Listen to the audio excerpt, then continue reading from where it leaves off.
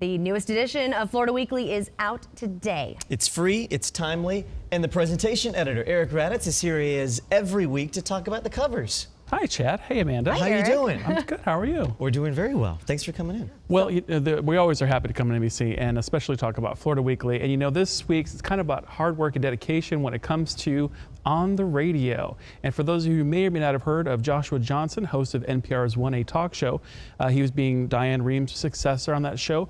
We got a chance to sit down and talk to him what things are like growing up with a school teacher and a Vietnam veteran as parents to starting his voice on the radio right here in Southwest Florida.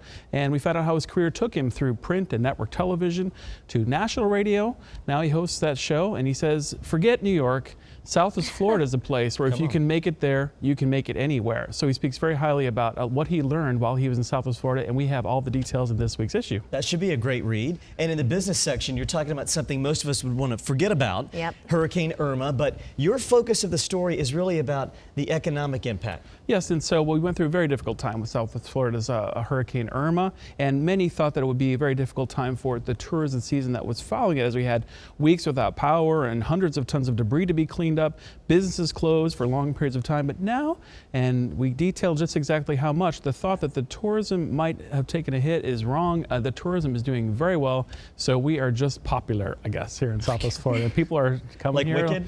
Wicked popular. Wicked Weather? Oh, Oh, okay, yeah. That's right. Oh, you're singing. Just stay with it. Stay with me here. I get to sing with you. This is a great time if we have a lot of tourists down here, even people that live in the area. We were talking about this before the break. You have a 2018 season guide. Yes, and so you have an entire week to pick up this issue, which takes a look at the entire arts and entertainment season here in Southwest Florida. Every show, every person who's coming to town, every musician, every theater piece is detailed in this week's special season edition. And you can get your tickets now. You can make sure you save the dates, pick up a friend to go with you, or maybe find a new batch of friends to meet at some of your favorite acts that are in town. We detail all of them this week. What else in terms of top picks? I know that's probably in the season guide, but do you also have a top pick section? We always have a top pick section. So as usual, on page C7 or B7, depending what county you're in, we have the best picks that are in town. So if you're not sure what to do this week, we have Gladys Knight, we've got Tony Bennett, and there was going to be a Willie Nelson.